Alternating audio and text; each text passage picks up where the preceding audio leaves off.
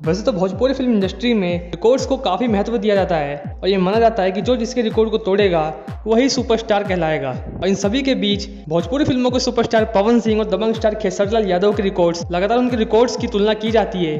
तो कभी खेसारीलाल यादव रिकॉर्ड्स के मामले में आगे निकलते हैं तो कभी पावर स्टार पवन सिंह, और इसी बीच खेसारीलाल यादव से पवन सिंह एक कदम आगे निकल गए हैं। इस लॉकडाउन के बीच पावर स्टार पवन सिंह का एक सॉन्ग लॉकडाउन में धूम मचा रहा है, जिस सॉन्ग का नाम है मीठा मीठा बते कमरिया। आप सभी को बता दें कि महज 5 दिन में इस सॉन्ग को 5.3 मिलियन का व्यू मिल चुका है।